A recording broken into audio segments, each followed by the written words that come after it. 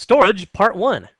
All right, in this nugget, we've got quite a lot of ground to cover with storage part 1, so let's get started. First of all, we'll talk about enhanced IDE slash ATAPI types of drives. These are the most common types of drives you'll probably see in consumer PCs for quite a while. We'll also take a look at the various file systems that are available. Some have big advantages over the others. I'm going to tell you the best one right now is going to be NTFS, but that's what we'll be looking at there, as well as FAT file systems. We'll look at disk tools and commands that we can work with to manage our disk systems, and we'll also see how we can just get around and locate files and folders, and how we can set security on certain things as well. We'll take a look at creating partitions and the different kinds you can create. We'll see a practical demonstration of that, as well as kind of cleaning up here with the various other types of storage, such as floppy disks and CDs and DVDs and the like. I remember that way back in the day when I first got started with computers, I worked on Radio Shack TRS-80s. Those were kind of ancient. I don't know if you've ever heard of those. Then I also worked on the IBM PC Junior. That's the first computer I actually bought for myself. And I used a 5¼ inch floppy disk drive, and the programs that I would store on it would all come off of that drive. There was no hard drive in the thing whatsoever, although it was really kind of ahead of itself because it used a wireless keyboard at the time, believe it or not. Well, we've come a long way since then in the ways of storage. Nowadays, we've got all different kinds of things that we can work with, and we have to have a way of attaching all those things to the computer, and we can work with, ultimately, gigabytes and now even terabytes worth of data. Let's start off with some of the drive interface standards, and this document, as well as the others I'll show you here, are going to be available for you again also up on www.nuggetlab.com, so that you can download this and study it for yourself as well. Now, I'm not going to elaborate every single detail that we see here, but I'm going to go over some of the basics that we need to identify. First of all, the original IDE or ATA standards, and by the way, IDE stands for Integrated Drive Electronics, and it's sometimes also known as an AT attachment, AT being the first main version of the PC form factors and standards. And then the speed was, wow, pretty slow, 2 megabytes per second up to 8 megabytes per second.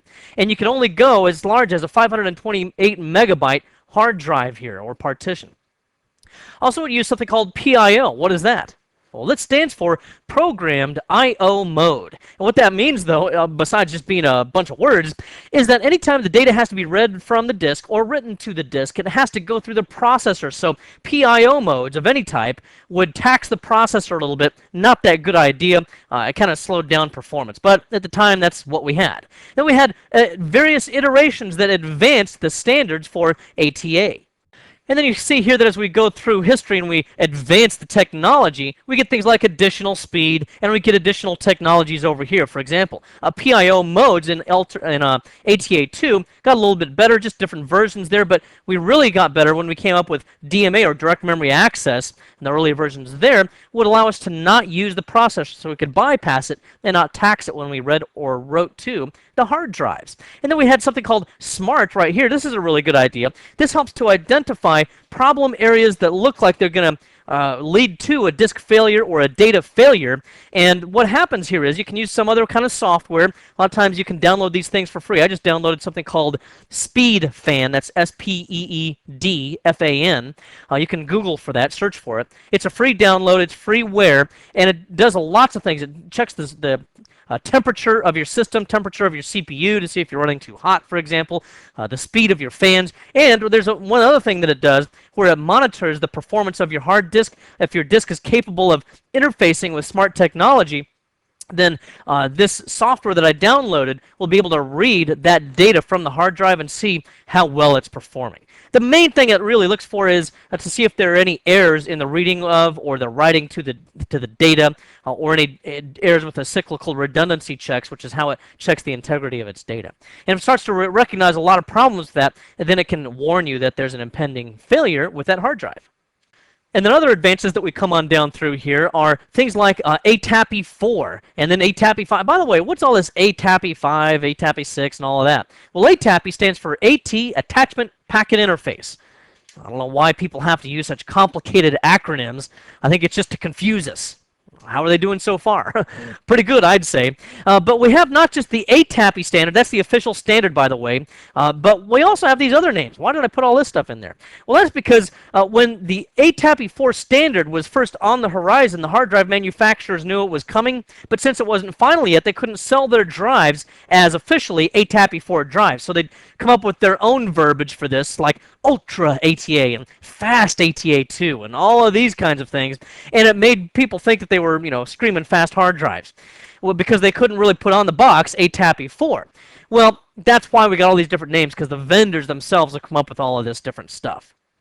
But big advances came up with this. One of the big ones here is the 80 conductor cable, and you can see that if you look at this attachment right here for enhanced IDE, then we see that, yeah, there's 40 pin spaces in here, but if you were to count all of these wires, then you'd actually see 80 wires instead of 40. And the reason for that is every other wire here is actually a ground cable and the ground wire, and the reason why that's there is to reduce crosstalk and interference, which electrically gets to be very busy inside the case, and with all these signals right next to each other, by adding a ground wire every other wire, it significantly improves the performance of the data transfers to and from the hard drive.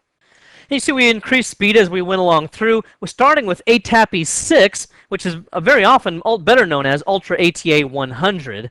Then that gave us an an 80 conductor cable as a requirement. Here it was introduced as an option. Here it was required. You don't have to have 80 conductor cables for things like CD or DVD-ROM drives, which are a little bit different issue there. But most of the time we put those on there anyway because, geez, I don't think you can even buy a 40 conductor cable anymore. They're just all 80. Might as well just use the best that you can get. And there's really not a big difference in expense either. Also with this standard, we were able to get into drive sizes larger than 137 gigabytes. That sounds huge. I remember my first hard drive was a 20 megabyte Seagate.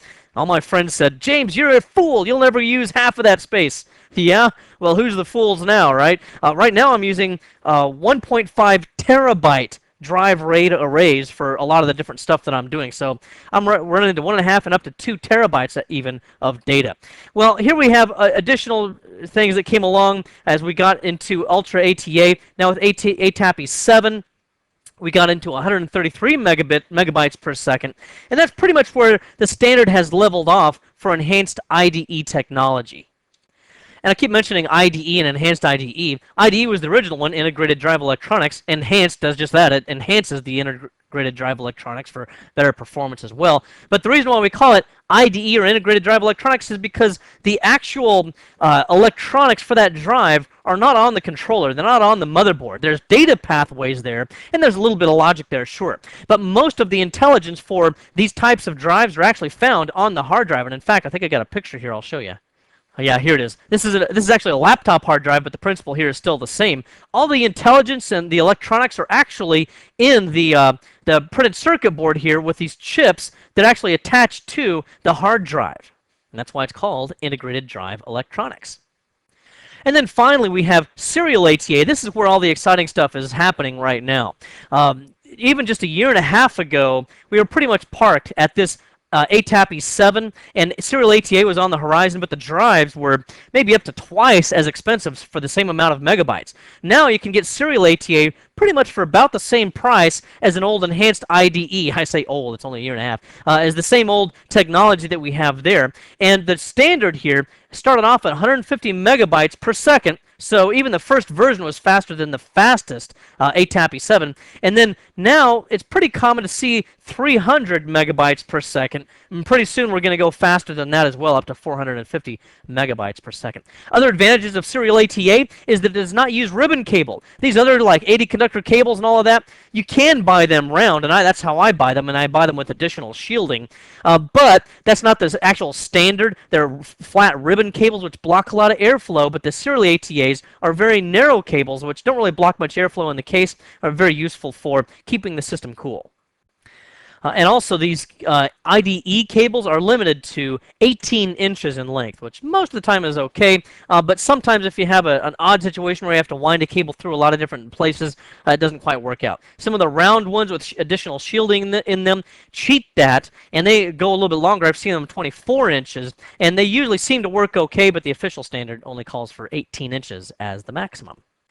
Let's also take a look at some file system issues. We have FAT16, FAT32, and NTFS. With FAT16, it's capable across all of these operating systems that you see right here. There is a differentiation between Windows 95A, which means prior to OSR2, and Windows 95B, which means it's been upgraded to OSR2, or OEM Service Release 2. After OSR2, Windows was able to work with something new called FAT32. We'll talk a little bit more about that shortly. But the main advantage is that you could use larger drive space with FAT32 than you could with the older FAT16. Windows NT4 is not capable of reading FAT32, but it does one better. It can read NTFS, as well as these other operating systems can also read NTFS. For any Windows operating system, NTFS is pretty much the highest level of file system reliability and security. And let's go ahead now and look at these various versions of FAT. First of all, FAT16 has an advantage in that it's widely compatible, so if security is not an issue, you just need compatibility. It works with all Microsoft operating systems, and even some Unix operating systems can read it. Your root folder is limited to 512 folders. That seemed pretty large with FAT16 initially, but now we've got so many hard drives with so much data on them that it's not necessarily uncommon to see a high number of root folder entries. Also, the DOS boot floppy is going to be able to access the hard drive. And this compares shortly here to NTFS, which will not allow a DOS boot floppy to access the hard drive. The disadvantages here is you get a 4 gigabyte theoretical size, but it's actually only 2 gigabyte maximum under Windows XP for FAT16. So in today's terms, that used to sound like a lot of data. It's really not anymore.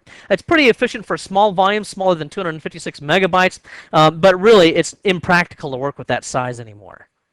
Other disadvantages are that the boot sector is not backed up, there's no file system security, and there's no good compression scheme here either. So FAT16 is pretty much gone away anymore. It's not really a practical way to go. FAT32 is only a little bit better. We do have no limit on the number of root entries, but we still have a limit of 32 gigabytes in Windows XP, and most people nowadays with digital home movies and digital photographs and downloading movies off of YouTube or whatever, we get really large requirements for our hard drive storage, so 32 gigs just isn't cutting it anymore. It does have an efficient cluster size of 4 kilobytes. That's just an efficiency in terms of how many pieces of data are scattered on the hard drive per file. It's just an efficient way of doing it. And it does back up the boot sector for emergency purposes. There's not much you can do with that on your own, just on a user perspective, but the system does have a backup boot sector that it can work with if it's unable to boot off of the original one. Now, a DOS boot must be formatted in Windows 95B, Windows 98, or ME. So if I want to be able to boot from a boot floppy and read a FAT32 volume, I have to use one of these operating systems to format that floppy disk. There's still no file system security or compression schemes, but starting with NTFS, we get into a lot of big advantages. First of all, very high performance, as fast as FAT. And that's because actually this old version of FAT right here actually performs pretty well, comparatively speaking. But NTFS is an even better performer, really, and it gives us file and folder permissions. Security is a big issue nowadays, especially in the corporate world, and you can apply very granular permissions to allow this user to access the file with read-only access, but this other user to have change access so that they can change the files, and go all different kinds of ways with that. The file and folder permissions are a big part of NTFS. As an option with current versions of Windows, including 2000 XP and 2003, you can also apply quotas, so that you can allow certain users to store an amount of hard drive space or use a certain amount of storage, and other users can have more or less than that. You can also compress the files, and you can mount the drives here as well. Mounted drives would take like a folder. So for example, maybe I've got a user that is real simple with computers, doesn't really want to deal with drive C, D, E, F, G, and all of that kind of thing. Maybe they just want drive C, but I actually have 2 hard drives in the system. Well, I can take drive C and I can create a folder called maybe just data. And then I can mount a drive to that folder. That way when they double click on the data folder, it's actually taking them to that second hard drive, but the user never knows it. They just think they're browsing another folder on the same drive C.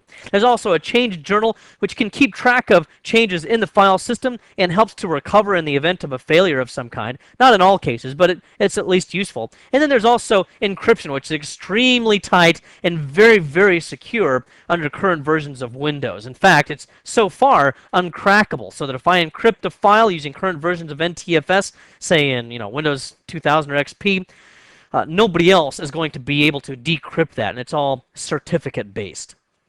There are some disadvantages with NTFS. It's incompatible with legacy Windows, so I can't install that file system on older versions of Windows, but who cares, because after all, they're older versions of Windows. Who wants them? And there's no such thing as a DOS floppy boot here. It used to be in the old days, as a main troubleshooting issue, you just keep a floppy disk in your shirt pocket that would have DOS boot files on it, and that way you could boot off that floppy and browse the local file system as necessary. Well, we can't really do that anymore, but there are other recovery tools that are at least as good as that solution, and you can use things such as the command console with current versions of Windows that will pretty much give you the same functionality that you would have had anyway. Here's some additional file system limitations that we might run into. With FAT16, again, we have a file size limitation of 8.4 gigabytes. In previous versions, it's 2 gigabytes, or 2.1 if you want to be exact about that. And then we can go up to 4 gigabytes under current versions of Windows. Again, FAT32, 8 terabytes. When Windows 9X, we could get up to 137 gigabytes. But with Windows 2000 or XP, look, we can only get 32 gigabytes. Well, that doesn't make any sense. We go from an older, crusty operating system with a large hard drive to a newer operating system, and it only supports a smaller hard drive? Why is that? That's because Microsoft is trying to steer us in the direction of using NTFS. So with these operating systems, you might have a shiny new 500 gigabyte hard drive, but if you're using FAT32, Microsoft says, hey, look, you're not really getting all the benefit out of this. You might as well go to NTFS, which is going to give you 16 terabytes, and it's going to be NT-based operating systems only, which again would still include 2000 XP, 2003, and also the recent Windows Vista.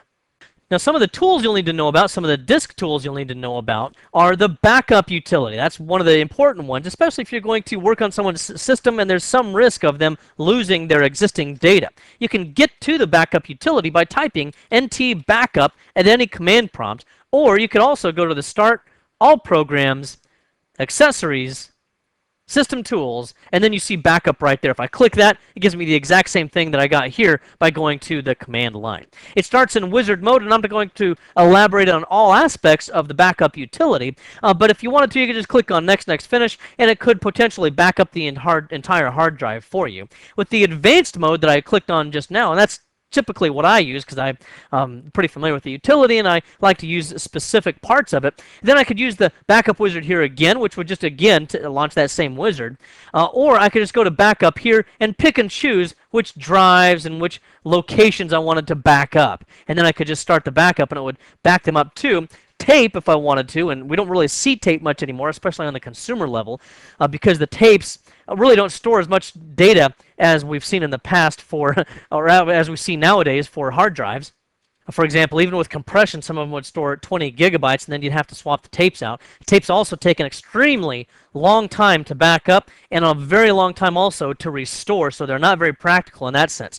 In corporations, they're still using tape, but they use these giant robotic tape libraries, which have auto changers and everything, and they can work much faster, but then they're costing many thousands of dollars as well to be able to come up with those backup solutions.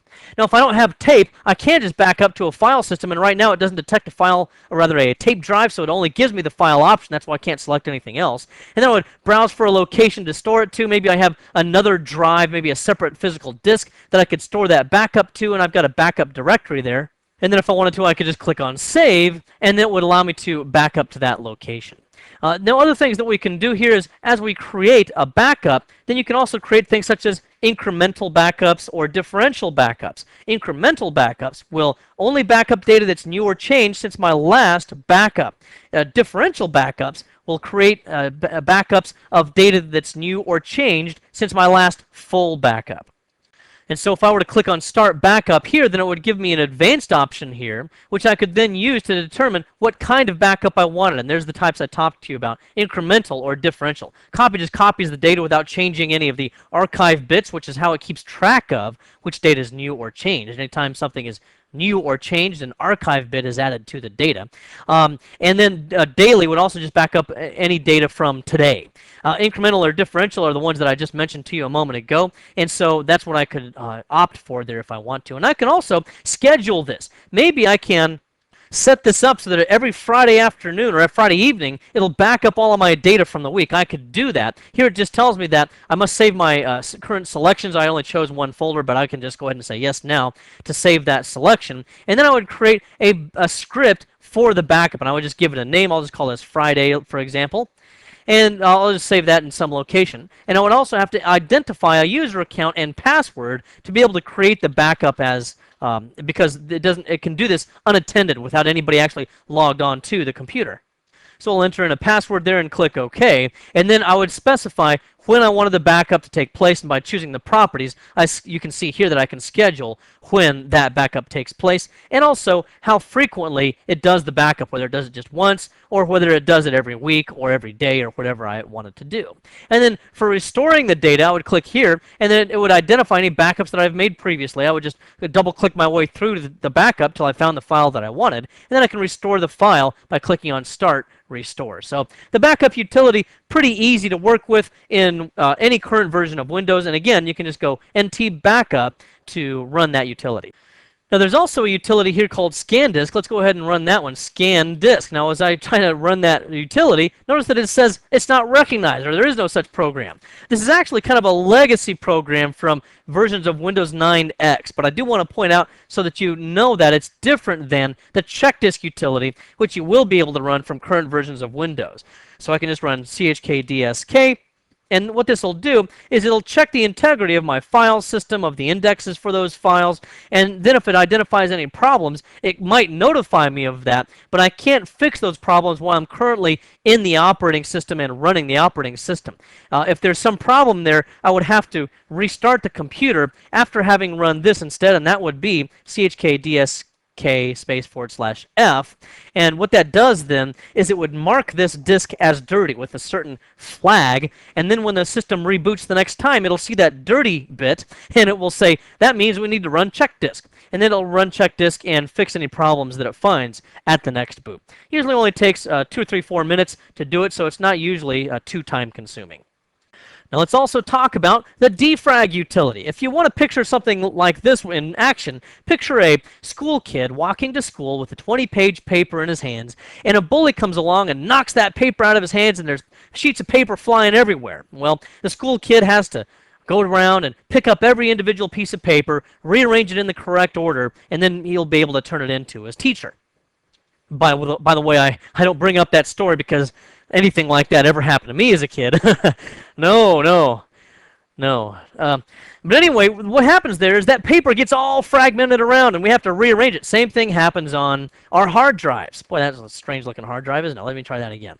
Same thing happens on our hard drive. So here's the center of my hard drive, my spindle, and it's going around and around and around. And I've got maybe a file here that takes up this space. That's obviously a large file, relatively speaking. But what would happen is, over time, this file here would not stay in one contiguous area here. Eventually, it's going to get broken up into little pieces over here and over here, and my 20-page paper is getting broken up all over the place. Now, when I want to read that data, then my hard drive head has to dance all over the hard disk platter, picking up data here, picking up data here, picking up data here, just like the school kid picking up that 20-page paper. Well, by having to make so many different trips all over the hard drive, it severely affects performance. So I can resolve that by running a defragmentation utility. This also has a command line utility if I want. I can just type defrag from a command line, and it will show you the various options that you can choose from. You have to identify the volume in this particular case, but I'll go ahead and get it started for you just so you can see how it runs. Defrag C, and then I'll put in, how about V, or actually a -V, to get verbose information out of this. And it just tells me, how many fragments I've got, what it's got to do in order to reconstruct all of this data, and it just goes on and on. So right now, my hard drive light is like constantly on because it's rearranging all of this data.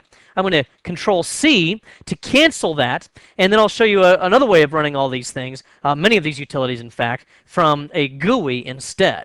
So, for example, if I wanted to go to my computer here, and I wanted to run some analysis on drive C, if I go to the properties of it, if I go to Tools, here we see the error checking. Remember before we had our check disk utility? I could also click Check Now here, and then this would scan for problems on my hard drive using a slightly different facility, but it does a good job as well. And then I just check my boxes as necessary and click on Start. By the way, this one, scan for and attempt recovery of bad sectors. This would be where data was in a kind of a defective area of the hard drive. And if the system can read any useful data out of it, it'll retrieve it and place it in a different location. Then there's the defragmentation utility. I can click Defragment Now. And then in my case, we run Diskkeeper 10 Professional. There's also an included version, which is not quite as elaborate as this, that comes with Windows XP and any current version of Windows. In reality, it's licensed from the same people that make this version of Diskkeeper anyway. But it's just another way of defragmenting the hard drive so that I can get better performance out of my hard drive. Now here I've created another document for you to download, and this one's called commands.doc. It's a Word document, and in Microsoft Word, if you open it in that, it'll show you in yellow highlighter certain key things with each one of these commands that are important to know. You don't have to know all of these for A+ objectives, but I'm going to identify several key ones for you here. And this is really just taken from Microsoft's own help, but I put it into a single document for you because I wanted to give you kind of a one-stop shopping so you don't have to go different places to get these different commands. First of all, let's take a look at our attrib command. This is one way of being able to find files in the file system, especially from a command line. Now, I could just use Windows Explorer, and if I just go like this, where I press the Windows key on my keyboard, which may also say Start on it, and hold that down and press E, then it opens this up just like you see right in front of us here. Another alternative way to get to that is to right-click on my computer and choose Explorer. Does the same thing. Multiple ways of getting there, actually. But in any case, what we want to see here is certain files that would not otherwise be visible, and I can use the attrib command to do that. So I open up a command prompt, and by the way, why does this just pop up? Because I've created a shortcut on my command prompt, and I just want to get that out of the way in case it's a nagging question in your mind. If I right-click on the command prompt on the Start menu here and choose Properties, notice that I have a shortcut key, Control-Alt-M. So anytime I hit Control-Alt-M on my keyboard, it just pops this right open. Now, I want to do an attrib, and I want to look for a file called boot.ini. First of all, let's just do a dir here. Notice that I don't see a file called boot.ini. That's a key boot up file for current versions of Windows. So I'll attrib, and I'll do a boot.ini, not ninny, but ini here. And I want to do a -H because it's a hidden file, meaning I can't see it right now. But watch what happens if I press enter right now. It'll say that I can't do this because it's a system file. So I'll just repeat the command, and I can do that quickly by pressing the up arrow. Repeats my last command, and I'll just also tack on to the end of that a -S. So I've also removed the system attribute to that file. Hidden files are just not going to be so that they're not easily visible from the file system. The reason why that's the case is because Microsoft doesn't want us to easily access files that we might accidentally delete and thereby damage the functionality of our system. And S files, or system files, are simply operating system files that are critical to the function of the system as well. Now if I do a dir, though, notice that I can now see my boot.ini file, and I could even do a type boot.ini, and that would show me the contents of that boot.ini file. I can also do something like an edit boot.ini if I wanted to edit that file, but it's easier just to work with it in Notepad. So anyway, I've shown you a couple of different commands now. Dir just shows you the contents of a specific directory, and then the attrib allows me to change the attributes of the file so that I can do something with it. I can also use something called the copy command. Maybe I want to copy a copy of the boot.ini file to a different drive. Maybe I want to copy it to my E drive. And then I can just copy it there, or in a backup directory maybe, just because maybe I want to work with this file and I don't want to modify the original in case I mess it up. So I'll just put it in my backup directory and press enter. And then if I change directories to E and I just type the drive letter and press enter and change directories to the backup directory, then now notice that I am in the backup directory. And if I do a dir, there's my boot.ini file. Of course, I can also delete that from the command line, delete boot.ini. And I've done that as well. Now, going back to drive C, let me show you a couple other things that I could do there. I could also, again, copy that file using something called the xcopy command. And having cleared the screen here, if I use xcopy, I can do a similar function. And really, the syntax is mostly the same between copy and xcopy. The reason why xcopy might be better is because it uses memory a little bit differently, and it's able to transfer large or multiple files faster than copy would. So typically, if I have a lot of work to do from the command line and moving files around, I'll use xcopy instead. Xcopy also has various parameters so that I could copy only files that are not in the destination directory. For example, maybe I can't remember which files I already copied. I don't want to have to go through and write down on a sheet of paper all the different ones. Well, I could use xcopy with certain parameters that would allow me to specify only files that don't exist in the destination, or only files after a certain date or anything like that. In fact, let me just do a /? And you see all different kinds of parameters where we can choose different things here. Here's with the date. I can only change copy files on a specified date, for example. And then I can also use something called the format command. Now, I'll use this one with extreme caution, because effectively what this does is it erases the hard drive. It really rewrites the tracks and sectors on the hard drive, these magnetic tracks and sectors, and in so doing, you remove access to all of your previous data, and it's pretty much the same as erasing the hard drive. Is it possible to recover after a format? Yes, if you don't write any more data to the drive after you formatted it. Yeah, there's utilities that can bring that back, but you should try not to use that unless you're sure exactly which drive you want to format. So I could do format, and I could do, and I'm going to show you the format /? But the key things that we want to see here with the format command are that we can identify which file system to use, and we could do /fs and then colon, ntfs in most cases is what we would want. And then the other one that we'd probably use most commonly would be a /q, which would be a quick format. Now, to further discuss issues relating to the file system and how to get around in the file system, I've already shown you some ways to do that from within the command line. But let's go back to Windows Explorer here. I'm just going to right-click on my computer and choose Explorer. Again, I could also have chosen to press the Start key on my keyboard and then E at the same time. And then I'm going to go to, let's say, just local disk drive C. As I go into this, I notice that there's several things missing. For example, I happen to know that this is my system drive, and in Windows operating systems, current Windows, the system drive has the boot files on it, and the boot drive has the system files on it. Because you see, it's possible for one drive to be able to boot from it, and the other drive to have the operating system files on it. But Microsoft exactly switched around the terms. So it's a little bit confusing, and let me repeat that again. The boot drive has the operating system files on it. For example, here's my operating system files from within Windows. The system drive has the boot files on them.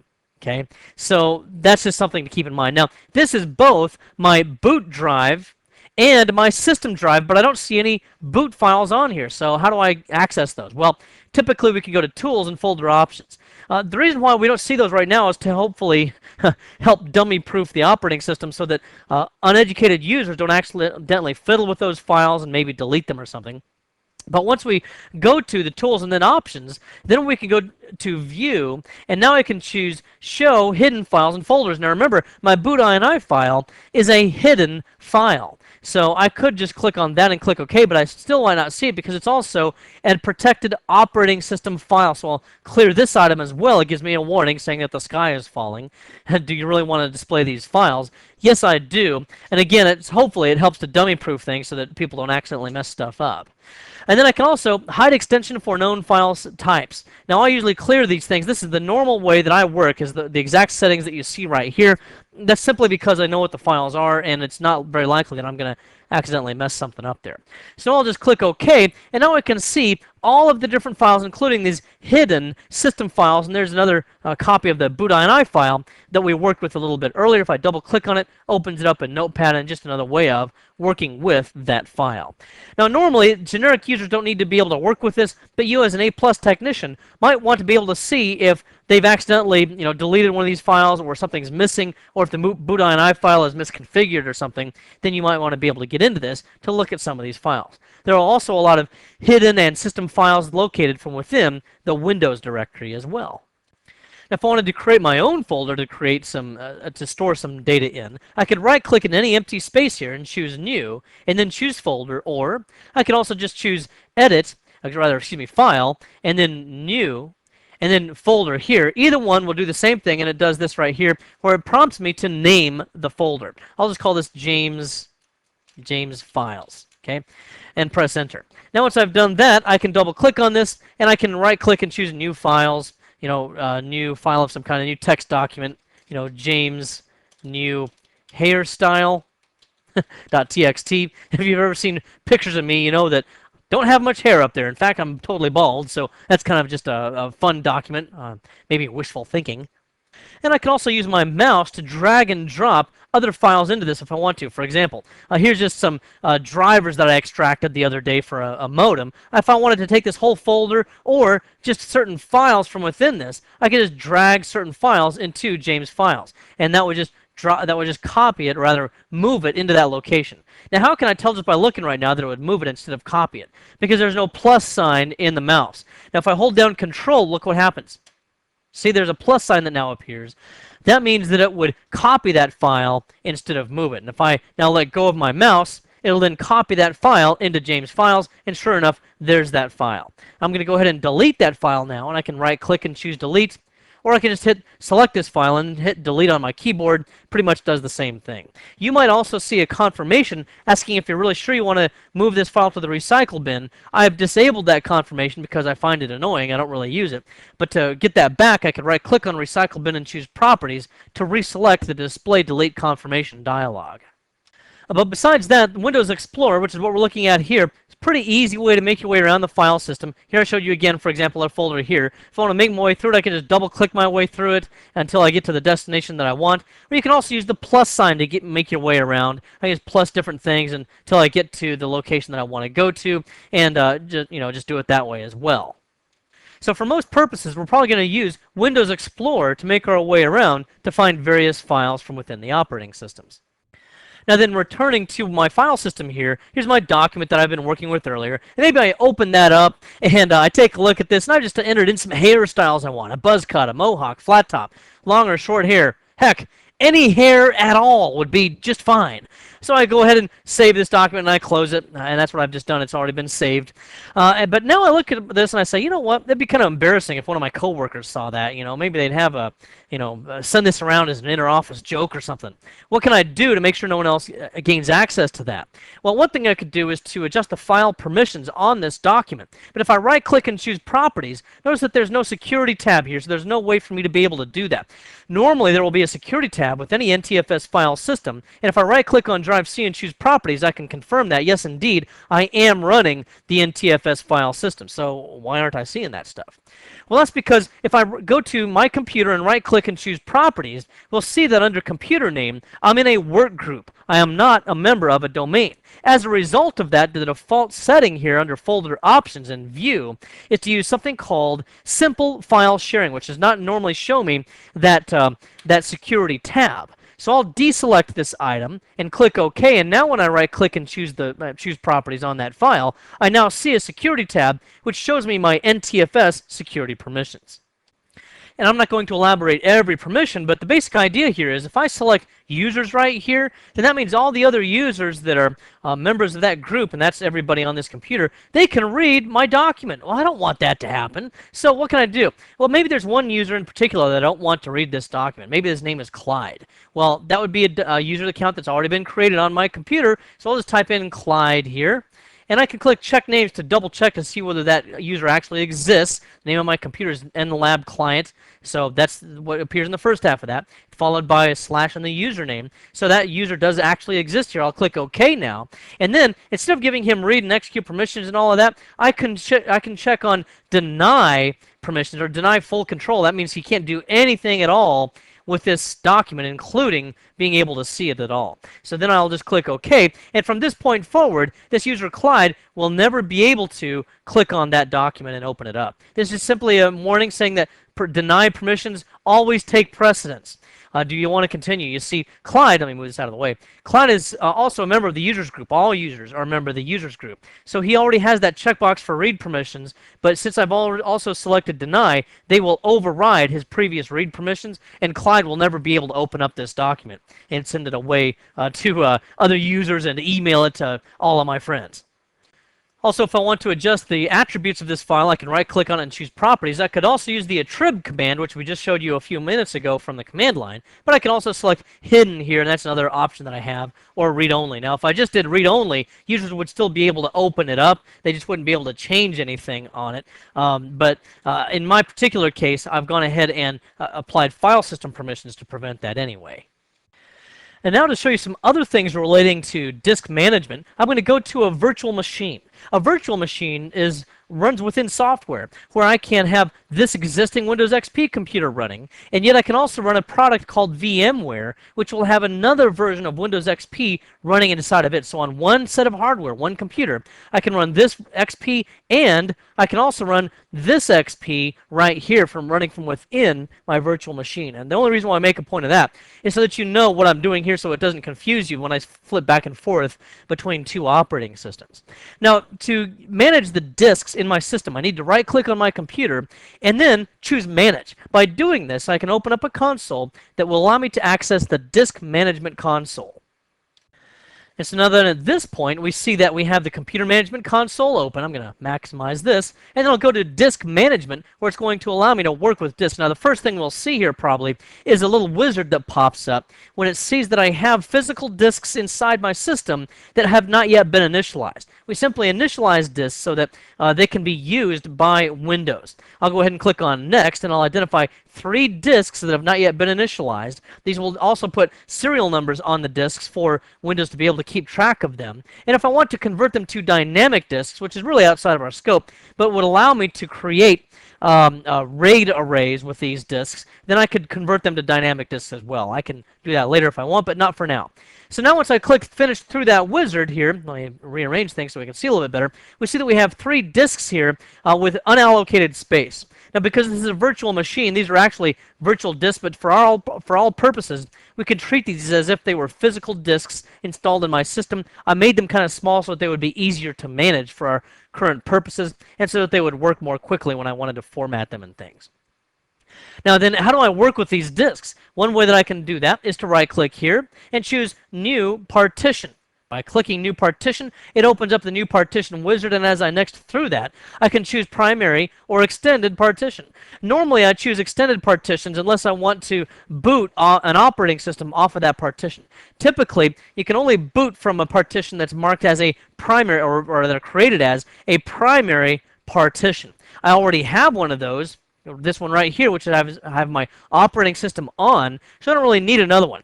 Would it hurt anything to create another primary partition? No. That's just what I usually do if I want to be able to boot an operating system off of it. For my purposes, I'm going to choose an extended partition, and the only purpose for an extended partition is so that I can create additional logical drives inside of it.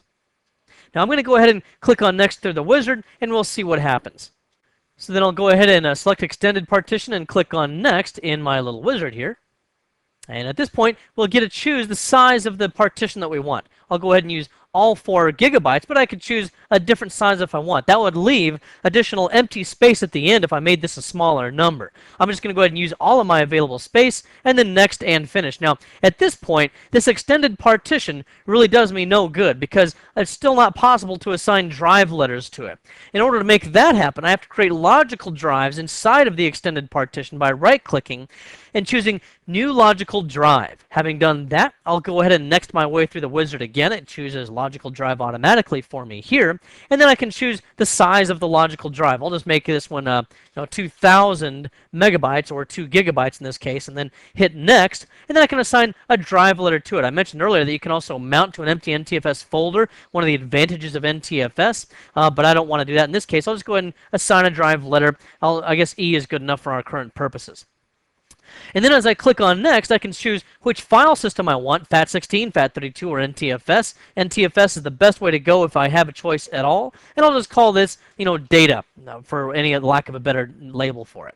I can also perform a quick format, which is the same as if I had used the Q option in the format command from a command line. And that will just, of course, do exactly what it says, make it much quicker. I can also enable file and folder compression, which would compress the entire hard drive. But typically, if I want to compress something something, I'll just compress individual files or folders. So I'll go ahead and next and finish this. And at this point, it's going to go ahead and create that partition for me, that logical drive within the extended partition here, and we'll have data that we can work with, or rather a portion of space that we can work with. And now we see that it is indeed formatting this partition to drive letter E. And I've got 2 gigabytes of free space at the end. Here I could create additional logical drives from within this extended partition here if I wanted to. And likewise, if I wanted to delete one of these, I could simply right-click on a partition that I had created, right-click on this, and I could either choose Format if I just wanted to erase the data but keep the drive letter, or I could delete the logical drive entirely, which would delete the data or erase the data, as well as remove that drive letter. So by deleting the logical drive, of course, I'm going to lose all the data, and I'll click on Yes. And for now, that's okay for me because I didn't really have any data on there anyway. And I've still accomplished my goal of showing you how to create an extended partition in a logical drive. Now, I can right-click on the extended partition, which you can see it's color-coded by the green there. And you can see the legend down here at the bottom. And I'm going to go ahead and delete that partition as well. Are you sure you want to do this? Yes. And now I'm going back to 3 disks with unallocated space. Now in our next video, we're going to be talking about some other higher level storage technology such as SCSI, and we'll also talk a little bit about laptop storage. But before we do that, I want to clean up with some of the other miscellaneous types of storage we haven't addressed yet. One of those would be floppy disk drive storage, the dreaded floppy disk. Well, you don't need to be concerned about some of the older floppy disk technologies. Right now we're only concerned about the 3.5-inch, 1.44 megabyte floppy disk. Most computers don't even come with a floppy disk drive anymore because they're pretty much obsolete in favor of things like flash or thumb drives and CD and DVD ROMs. However, you might still see them around, and it's kind of useful if you need to ever boot off of a floppy disk. Sometimes that's still necessary. The other thing that you might see there is if a computer doesn't have a floppy disk drive and you need one, it's very inexpensive. Nowadays you have USB floppy disk drives where it's just an external floppy disk drive with a USB port on it, or a USB connector. You just plug it into an available USB port, and voila, after hardware detection, you now have a floppy disk drive. Next, let's go ahead and address CD, DVD, and read-writable DVD or CD drives. These are called optical storage, and the reason for that is because they use an optical device, that device being a laser, to be able to read data from the disks, and it does so by using a series of pits that are on that disk, and together they can add up to binary data that represents some kind of meaningful information. Because remember, binary data is usually just zeros or ones. Well, because of the pits on the disk, if there's a smooth part of the disk where the laser is reading, that might be interpreted as a 0, and if there's a pit, that might be interpreted as a 1, so they just combine millions and gazillions of those pits and lands is what they're called, the smooth parts, and what they come up with is meaningful data after they assemble all of that together. The CDs in computers are pretty close to the same thing that you would see in a car CD player or any other music CD player. The same is true of DVDs. The main technology is pretty much going to be the same. If you buy a commercial DVD with a movie on it, you can play it on your computer. If you buy a commercial CD with music on it, you could play that on your computer. Now, RW kind of media is going to be a little bit different because you buy blank recordable DVDs or CDs or rewritable CDs or DVDs. Of course, the main difference is only that if it's just a R, and that can be a excuse me, if I can write this, a plus R or a minus R, then that would mean that you could write data to that blank CD or DVD. The plus and the minus are just two differing standards. The older ones, usually the minus are, but it doesn't really much matter. Most drives these days can read or write from either type of a format. You can rewrite a CD or a DVD if it has plus or minus RW after the name. Okay, or on the name. Oops, I guess I better write that correctly. RW. Now, the thing to keep in mind with this as well is, remember I was talking about pits and lands earlier with commercially purchased CDs or DVDs. If you're burning your own media, guess what? You're actually using that laser to burn into some organic material beneath the plastic on that CD or DVD. And wherever the laser burns, that's going to be a pit. Wherever it doesn't burn, that's going to be a land. So really, it's just kind of an equivocation of the pit and land method that we have with commercially purchased products. Now, in determining the speed or the performance of a CD reader or burner or a DVD reader or burner, we need to understand, first of all, what the multiplier is. So, for example, the very first CD readers and burners that came out were 1x in speed. That means that they could read or write data at 153.6 kilobytes, notice the capital B, kilobytes per second. I'm kind of showing off just a little bit there because I happen to know what that odd number is. In reality, we usually just round it and we just refer to it as 150 kilobytes per second. And then for DVD speed, sometimes people look at it and they say, well, DVDs aren't very fast because my DVD burner, man, it's only 12x, whereas my CD burner, man, it's 52x. Well, guess what? A DVD speed at 1x can burn or read at 1.385 megabytes per second. So you see it's a substantial improvement in performance just at 1x over the CD speed. So, a 12x DVD is going to be much faster than other kinds of CDs, even if it's like a 24x CD. Also, just because the drive will support a faster speed, maybe in my CD, for example, my CD burner might say on it 52x, and that's where it advertises its speed. Just because it might be able to burn at 52x does not mean that the media that I buy is burnable at 52x. It might be a cheaper CD that I've purchased, and it can only be written to at 48x. So you don't always get the exact same speed. Your media has to match the characteristics of the drive. Then another kind of storage you might see would be removable storage, such as thumb or flash drives. And these kind of things are pretty much synonymous, thumb and flash drives. These will just be USB-style drives that you can go ahead and plug into an available USB port in your computer. And it might look something like this Cruiser Crossfire from a company called SanDisk, which makes quite a lot of these flash drives. And then you can see it's just a USB connector on the end. You just plug it into your laptop or your desktop, and off you go. All right, then, here what I'm going to do is to actually take one of those USB flash drives, or thumb drives, whatever you want to call it, and I'm going to plug it into the back of my computer. I'm kind of working blind here because I can't see the screen. I had to walk around to the other side of the system. Okay, now I'm walking back around to where I usually record from, and we can see down in the lower right that we get this symbol identifying that there's hardware detected, and it's going to try to find whatever that is. And then once it finds that hardware, it automatically opened up, in this case, that drive letter. Now, sometimes you'll go ahead and do something like this. You'll put in one of those flash drives, and especially if it's brand new, you'll find out that it doesn't show up anywhere. Oh, what's that about? Well, that's possibly because it needs to still be identified from within computer management. So if we go into this and we go into disk management, you might see a drive down in here, and just search for it down here, a drive down here somewhere, in this particular case right here, and it doesn't have any drive letters or anything like that. And once it gets a drive letter, then it can be visible in Windows Explorer, and it can be browsable. And then here we have another kind of memory. This is another kind of a flash memory. This is something you can put into a phone, a PDA. You can put it into lots of different kinds of things. Digital cameras, consumer-level digital cameras, all kinds of things will accept this disk, and it can put just about any kind of data on it as well. One thing I use this kind of thing for is for my GPS. I like to hike whenever I have the time, but I have a horrible sense of direction, so I always download all kinds of maps on this so I can always make sure that I have a reference to where I am and I don't get lost out in the middle of the desert somewhere near Phoenix. And then when it comes time to read or write data to this from your computer, many times a laptop will already include a slot for this type of memory, or maybe it's for compact flash or Memory Stick Pro, all different kinds of standards that you can use for this. But in any case, I'll go ahead and put that into the slot on my computer, and it will read it much like it did just now for the USB flash drive that I just showed you. And again, plug and play just does it. You don't usually have to install any special drivers to be able to read the data off of this. That's our removable storage. Then we covered thumb, also known as flash memory, and then SD was the only form factor that is asked for on the A+ exam. But again, you have Memory Stick Pro, you have compact flash, which is what I use for my digital cameras, all different other kinds of formats that are available in that card format. And then finally, you can also have external drives, and here's a good example of an external drive. I actually have one of these. This is a Western Digital Passport. It's about the size of your palm. It fits right in your palm.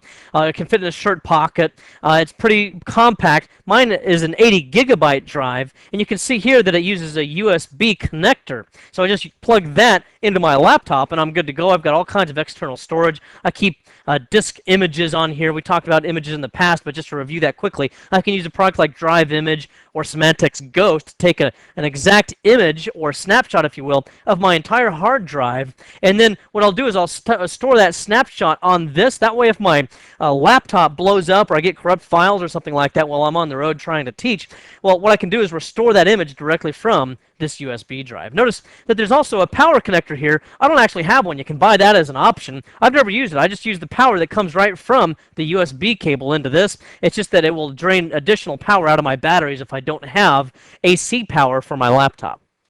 And then some of these are also will have a FireWire interface as well. Most of them are USB, and some of them will offer both USB and FireWire interface.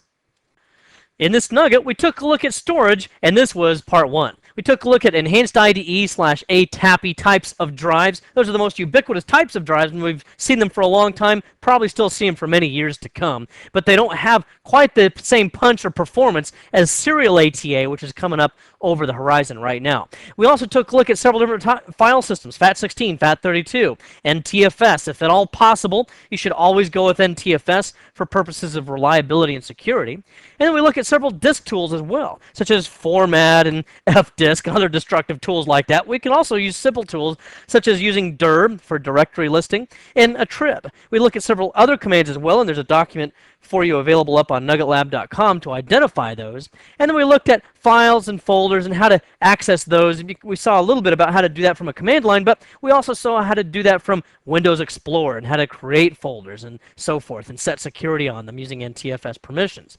Then we took a look at how to create and work with various partitions, and we looked at also other types of storage such as floppy disk drives, CD, DVD drives and burners, USB flash drives, and the like.